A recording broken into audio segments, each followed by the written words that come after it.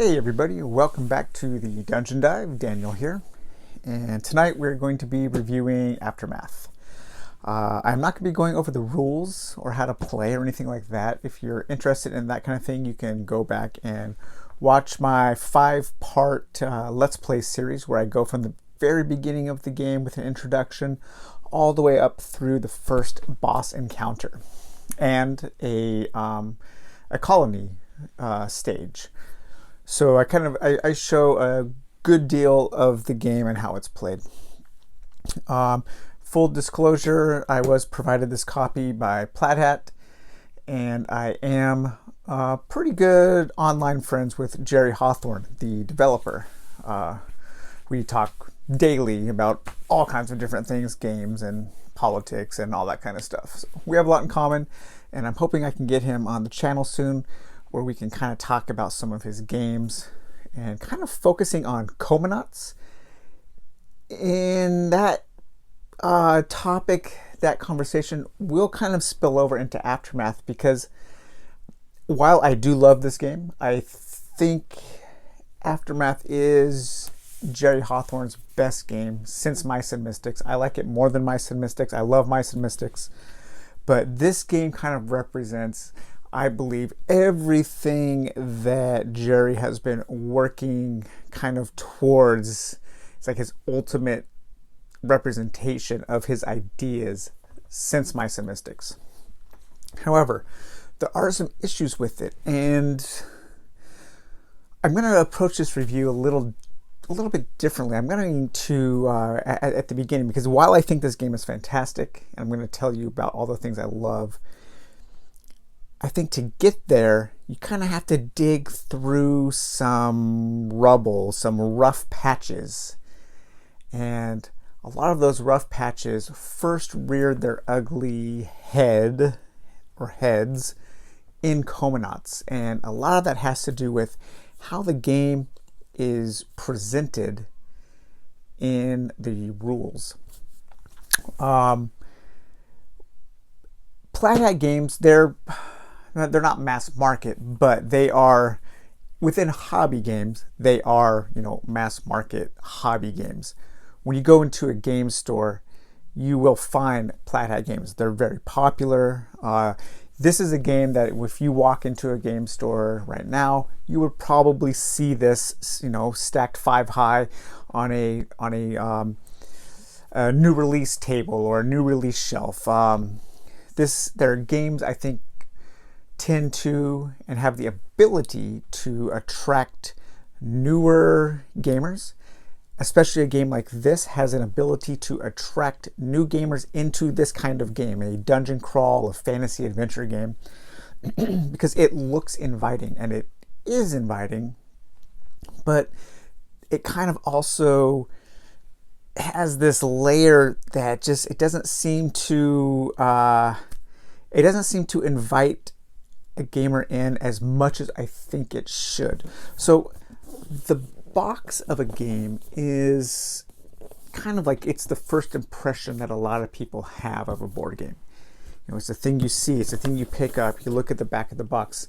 And this game, A+ first impression. Beautiful art. I love the soft colors, like the stoic nature of the little mouse here. And then the back of the box has very nicely laid out, great art, good information. But the problem kind of starts to come in is when you open up the book, or you open up the box, and the first thing you see is this read me first little pamphlet. And this tells you kind of how to set up the components, how to set up your game, how to store everything so that everything is in its right place when you need it. Fantastic idea. More games should do this. However, this is one of the first problems with this game, because one of the entries here, entry number 5, says, construct each character deck box and add to each their matching character card, character influence action card, starting item card, and starting ability card. Close these boxes for later use. So the problem with this, and I'm kind of approaching this as somebody who's like just getting into this game or this kind of game, is this says read me first, and it lists a whole bunch of stuff there that you have no idea what it is. There are no pictures of those components, no explanation of what they are, and so I could see that maybe causing some frustration. Me being like a seasoned gamer of dungeon crawls and fantasy adventure games, I mean, it's virtually all I play and collect. I was a little frustrated with that because trying to find the influence cards was something that I was scratching my head about at first. And that, so you open up the instruction manual and then you come to your components page. Well, the character influence cards are tucked way back here in the very back of this description here. Number 8, character influence. And these are the action cards, but it doesn't even show the back of those cards. There are a lot of cards here that don't show the front and the back, and so it's kind of hard to put the two together. And I can see that being really frustrating. And all of my issues with Aftermath and with Comanauts stem from the rulebook. The rulebooks, I think I talked a little bit about this. I can't remember where. I think it was in my Wander, the Cult of Barnacle Bay review. I feel like there is this tendency right now to make rulebooks as light as possible. And I think there's 2 reasons for that. One is financial. Games are very expensive to make. They're only getting more expensive as the quality of the components goes up and the price goes up. Games are very expensive, and there is not a huge margin on like the profit that they can make. 2, I think that game companies, they want to present their games as being more simple than they really are. Now, this is not an overly complex game, but there are a ton of moving pieces. And there are a lot of little things you need to keep track of. But if you look at the book, the rule book is only 12 pages. And the way it presents itself is, you might flip through this and you might think, wow, this is a really simple game. But there comes a point where when you're done with the rule book, I was scratching my head a little bit, like going, okay, I read the rules, but I'm not positive about how I'm supposed to be playing the game. There are very few examples. There's virtually no repetition of key terms and iconography. And so it might say something like right here on page 1, and that's like the only time it ever tells you what that is. So you're constantly having to go back and forth. The lack of examples is a huge issue. There's not like a narrated turn where you are in the mind of a player or a group of players and kind of learning about how to play the game. Nothing to give you, the players, as any really direction. And one thing that I really value in a rulebook, especially for these highly thematic games, is when I'm done reading the rulebook, I want to be excited about playing the game. There are many times where I just read rulebooks for fun. For fun, right? But I enjoy reading rulebooks. You know, on a lazy night watching TV with my wife or something, I'll have like a couple rulebooks out and I'll be reading. And by the time I'm done, like flipping through the rulebook, I'm usually like, oh man, I want to go set this game up right now and play it, or just admire it. Just look at it and be happy that I own the game, because it piques my interest, my imagination, and makes me excited for the adventures that I can go on. A lot of times those rulebooks happen to be Games Workshop games, which I think they do fantastic rulebooks.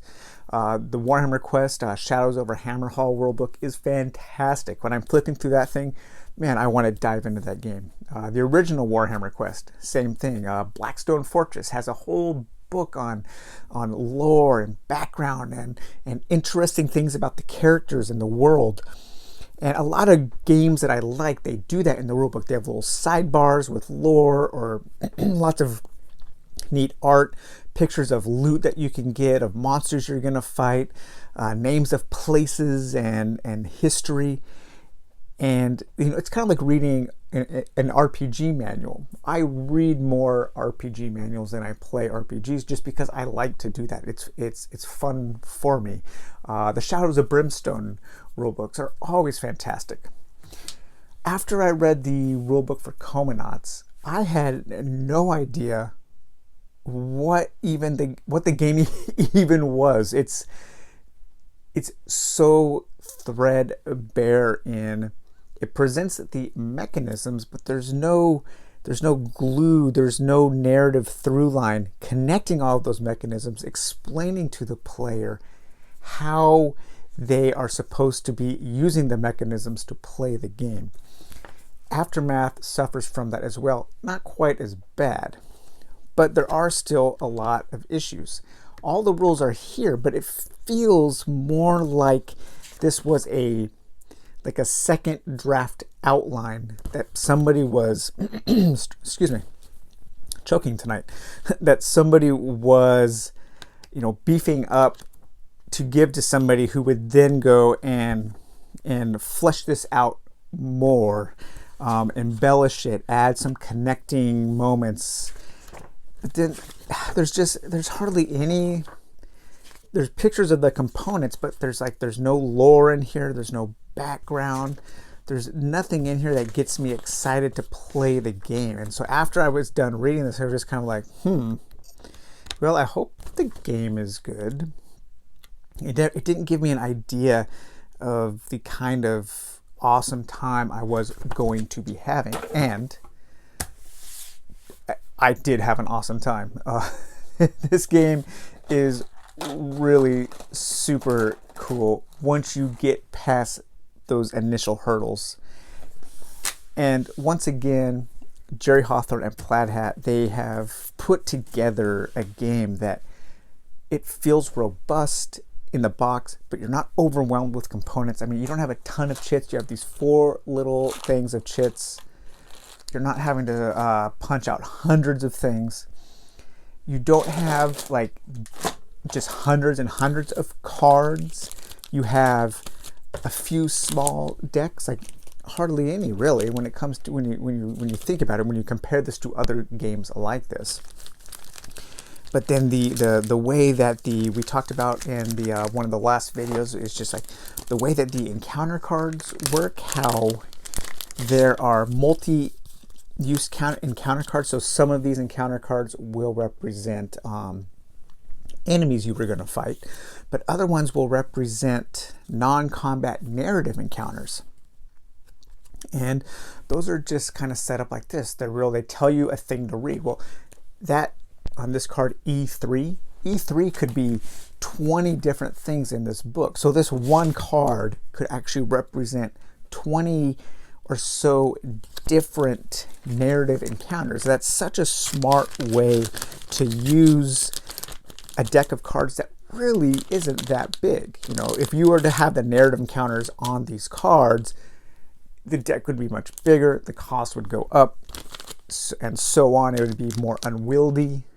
But the way that they use the components smartly in this game is magnificent. And speaking of those, the way you save your game and set it up while you're playing the campaign with these tuck boxes, it is excellent. And the tuck boxes they're smart, they're smartly made, they're cute, I was showing my wife and she was like, oh, I love that, I love the art, and it's inviting. It makes for a great experience when you're having to think about the bookkeeping, because that's one thing this game keeps to a bare minimum is the bookkeeping. I mean, just like the legacy-like aspect. It's not a legacy game, but like Blackstone Fortress, while you're playing the game, you are adding things to your existing decks. and you're removing things from the campaign. Everything that's removed goes in this banished box. After you're done with your campaign, you can easily open this up and reset it. Everything that you're adding comes from this discovery deck. And there are a ton of things in here to discover. There are buildings that you can build for your settlement. There are different vehicles you can get. There are all kinds of different missions. So you can add these missions to your mission deck, main missions and side missions. And every time you start a new session, after you complete a mission, you're going to pick a new main mission and a new side mission to go on. There are a lot of new encounters that you can face, different monsters, different narrative encounters. And then there are also the alliance cards. So you can actually form alliances with the enemy's factions while you're playing the game. And then, of course, anything that you acquire for the campaign, for your settlement, that goes here in your colony box. And it makes, sometimes these campaign games can kind of get overwhelming. Something like Kingdom of Death Monster, or what's another like big campaign game? Something like Folklore, or Shadows of Brimstone. Not a campaign, but Shadows of Brimstone has a character arc campaign. Sometimes these just thinking about having to set those games up and take those games down, it can be a daunting task sometimes. And Gloomhaven, for a great example. And sometimes I don't want to get my 30-pound box of Kingdom of Death Monster off the shelf and set everything up and then have to put it all away. This game, I don't think I'll ever feel like that. Like, I can't wait to get this out again and continue my campaign. And speaking of the campaign, the way that you beat the campaign is also super cool. You're not just working through a series of stories, a pre-written adventure, although you kind of are working through this book. But the way you beat a campaign is you have to complete all the personal goals for 4 characters.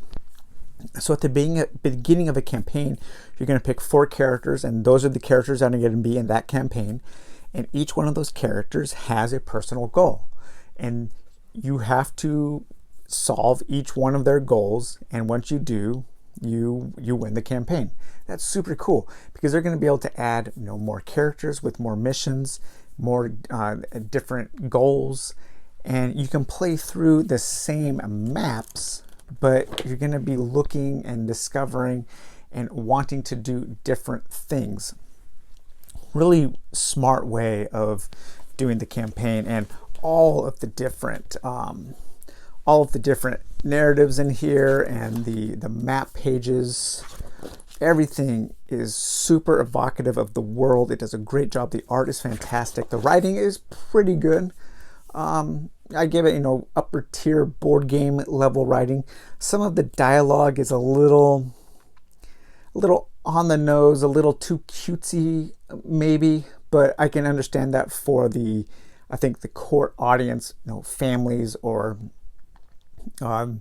maybe younger, a little bit younger gamer might appreciate that a little bit more. But there is a ton of variety. You're constantly doing different things. You're not just trying to get from point A to point B. You're not just trying to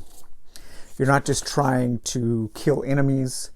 You're constantly being, I don't want to say challenged because it's not a super challenging game, but the game does keep you on your toes as far as like what you need to do to solve each map, to work your way through the different areas and the different stories and the different enemy factions and all of that kind of stuff. Overall, like once you learn the game, once you get past the hurdle of the somewhat vague and unorganized rules, once you get into it, the game starts flowing really fast. I don't think a session should take very long. One other main problem I did have was with one of the enemies, the roaches. I thought they were a really boring group of enemies to fight. It was just this kind of war of attrition. They ended up being like a group of 6 roaches, ended up being a harder fight for me than the boss, and that was, it was really like anticlimactic. And I'm sorry that part of my playthrough video was really boring. I was getting bored. That's not cool in a game like this. In a game like this, you want to be excited, right, all the way through. And so I just wanted to get it over with. So I am definitely thinking of a way to house rule those roaches to make those fights go a lot faster. Jerry did tell me that one of the characters is supposed to be better at fighting roaches. And so I should explore the characters a little more and see about maybe if I know there's going to be roaches, try taking in another character. And speaking of the characters, of course, the minis in this game, there are quite a few of them. Not a huge number, but again, they are super nice. They did a great job with the pre-washes on there. The enemies look really cool. You know, the big cat, I think Smokey the cat there has a really nice look. And these guys here. So yeah, this is this game is a joy. It's kind of like how Near and Far, a game I want to talk about on this channel at some point. That game reminds me of kind of a Studio Ghibli like animated world. This kind of does too, and of course, but this kind of like harkens back more to, like I was saying in my introduction and in my Mystics video. This really, if you're into these beast epics, what do they call those? Paw and claw type fantasies where they're animals and not necessarily anthropomorphic, but all different styles of beast epic. This totally scratches that itch, and it brings me back to when I was a kid, you know, loving things like Watership Down and The Secret of Nim and Teenage Mutant Ninja Turtles and Redwall that came out when I was a little bit older. But it puts me in that frame of mind, and it's a joy to play once you get over those initial hurdles. I can't wait to dive back in and see what else is in store for my colony and what kind of adventures I'm going to be going on. I'm super excited. So yeah, great game. A few issues, especially know that if you're going in as maybe a newer gamer into these kinds of games, take it slow, don't get frustrated. Jerry Hawthorne is answering any questions people might have on BGG. He's a super nice guy, and he is aware of some of the issues that I discussed as well. And there is this kind of like, you know, it's this push and pull back and forth tug of war between, you know, the creatives and the business side, and that's what games are. Games are both an art and it's commerce, and so whenever that happens, there's got to be compromise from both sides, especially in something from a company of Plaid Hat's size, where, you know, they're not just throwing tons of money at like as a Kickstarter thing where they can just like do anything and everything they want. They have to be smart because they have to keep things going, and they have to make smart decisions that affect the business side and affect the artistic side. I would implore them to maybe lean a little more on the artistic side and on the game development side when it comes to developing their rule books. Make them a little more robust, make them more flavorful, give them some personality. The old rulebook for Dungeon Run from Plaid Hat is a good example. It has a lot of personality. When I'm reading that rulebook, I want to play that game when I'm done. So that is it. That's like my main criticism, but then all that other stuff that I love about this game, highly recommended. Get this game. I can't imagine too many people having a bad time with it, especially if you're into fantasy games, if you're into dungeon crawls. There are a lot of interesting things, which I'm sure you saw during my playthrough. So, all right, well, that's it. Hope you enjoyed this review, and we'll talk to you guys later. Bye-bye.